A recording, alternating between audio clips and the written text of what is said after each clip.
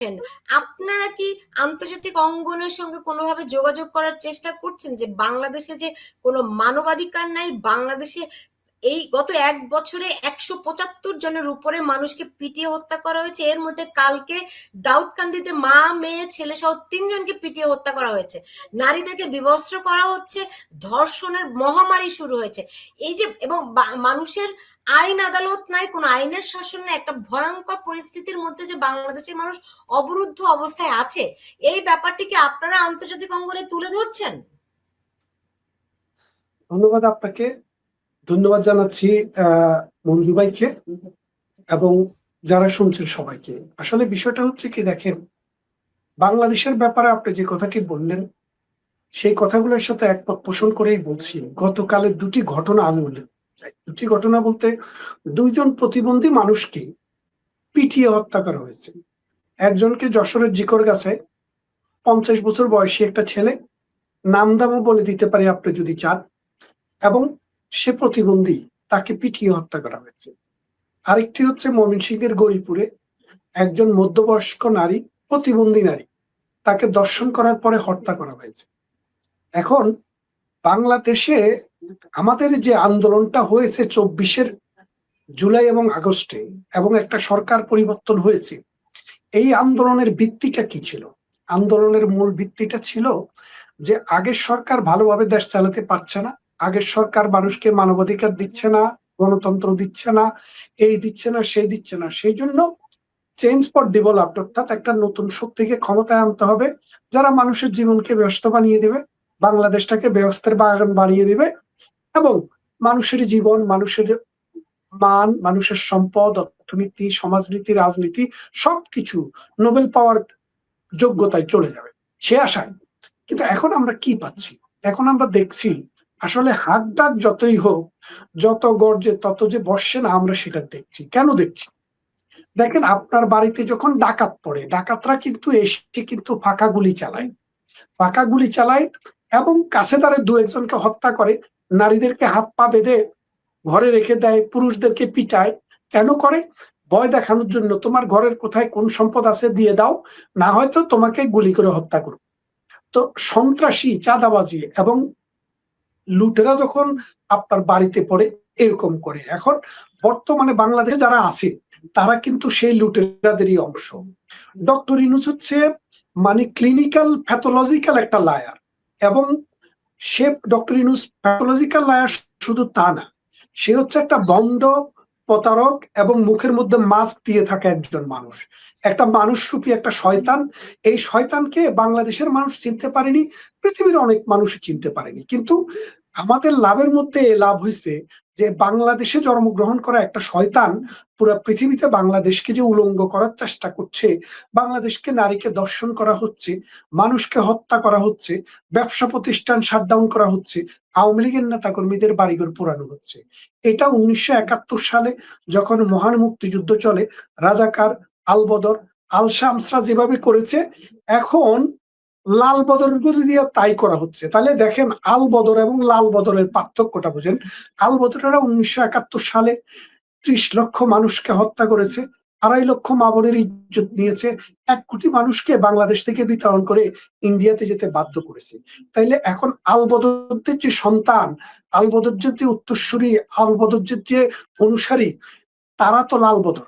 এই লাল বদররা 2.5 লাখের জায়গায়, তখন বাংলাদেশের মানুষ ছিল 7.5 কোটি, এখন হচ্ছে 18 কোটি। তো সেই ক্ষেত্রে 2.5 লাখ নারীকে দর্শন করলে তো হবে না, এবারে করতে হবে 6 লাখ নারীকে দর্শন, এবং তারা সেই 6 লাখের দিকেই যাচ্ছে। 30 লাখ মানুষকে হত্যার পরিবর্তে তারা আরো বেশি মানুষকে, এখন তো আর ওইভাবে হত্যা করা যায় না, হত্যার পাশাপাশি মানুষকে দেশান্তরিত করা, গুম করা, মানুষের জীবনকে দুর্বিষহ করে তোলা, এটা করছে। এখন ডক্টর ইউনূস যেহেতু একটা সন্ত্রাসী গ্রুপ, ডক্টর ইউনূস যেহেতু আন্তর্জাতিক একটা মাফিয়া গ্রুপ, সে তো এখন ফাঁকা গুলি করবে। এখন ডক্টর ইউনূসের সাথে পুলিশ বাহিনী নাই, আর্মি বাহিনী নাই, বিজিবি নাই, যেহেতু নাই, তাহলে সে কি করবে?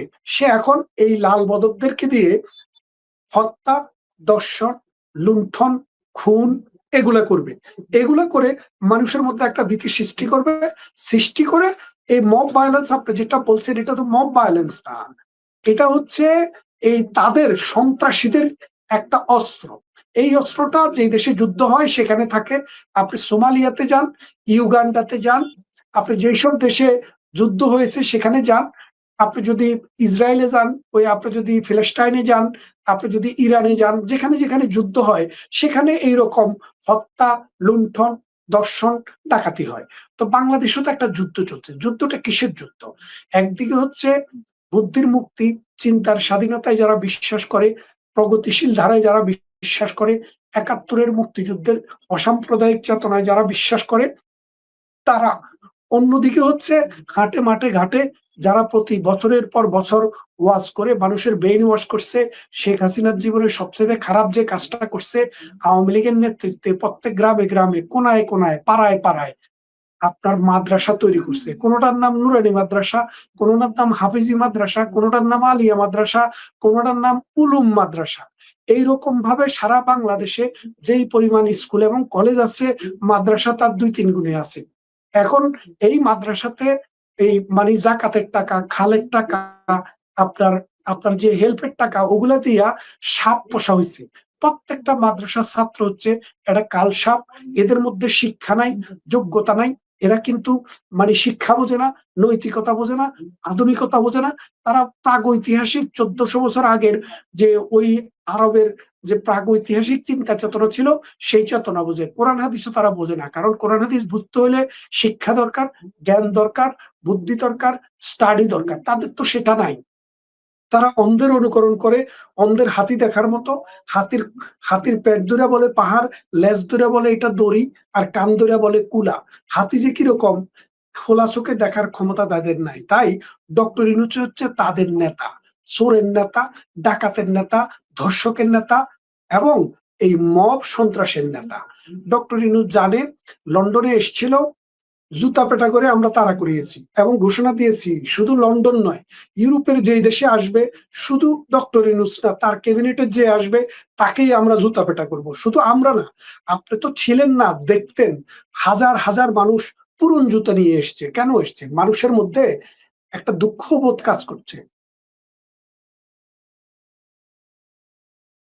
মনিরুল ইসলাম, আপনারা হচ্ছে গিয়ে যত মানে এত বর্ষণ করেন, বুঝতে পেরেছেন, কিন্তু কোনো গর্জন আছে আপনাদের, কিন্তু কোনো বর্ষণ নাই, বুঝছেন? যত গর্জে তত বর্ষে না। আপনি বলেন যে ডক্টর ইউনূসকে আপনারা জুতা পেটা করেছেন লন্ডনে, রাইট? এটা কি সত্য?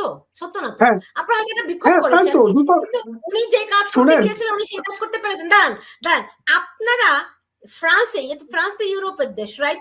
সেখানে বসে এই মব সন্ত্রাসের যে নাটের গুরু, সে সেইখানে বসে নির্দেশ দেয়, আর আপনার ওখানে ইউনূস বা ওখানে যে সন্ত্রাসীরা তারা সেই মতো কাণ্ড কারখানা করে।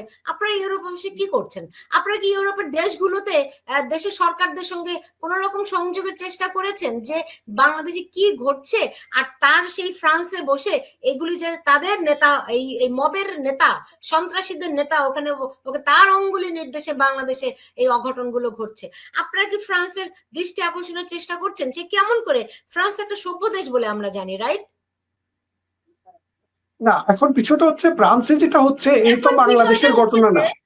হ্যাঁ, না, আপনাকে একটা জিনিস বলি, ইউরোপে ইউরোপের বিষয়টা হচ্ছে কি প্রত্যেকে যে কোনো দেশ থেকে তার মতো করে তার আলোচনা করতে পারে। এখন সেটা যদি আইনকে ভঙ্গ করে তাকে আদালতের মাধ্যমে আপনি চ্যালেঞ্জ করতে হবে। কিন্তু বাংলাদেশ তো সেটার অংশ অন্তর্ভুক্ত না। বাংলাদেশ তো আলাদা ভিন্ন একটা দেশ। সেখানে তো আপনার কোনো শ্রমিক কথা বলতে পারে না, কৃষক কথা বলতে পারে ও না, মাই গড, কি সাংবাদিক বলেন? পারে না, তাইলে দাঁড়ান, তাহলে আপনি ধরেন একদম সবচেয়ে বড় ঘটনা, পৃথিবী কাঁপানো ঘটনা যদি আমরা ধরি, সেটি হচ্ছে 9/11 এর ঘটনা, রাইট? তারা পৃথিবীর কোন কোন দেশে বসে ষড়যন্ত্র করে টুইন টাওয়ারে হামলা করেছে। তো আমেরিকা গিয়ে সেইখানে পুরো আফগানিস্তান, অন্যান্য দেশগুলো একদম ধ্বংস করে নাই, করেছে তো। আপনি তো, এরা তো আন্তর্জাতিক সন্ত্রাসী। আপনি কেমন করে বলেন যে এদেরকে কিছু করণীয় নেই?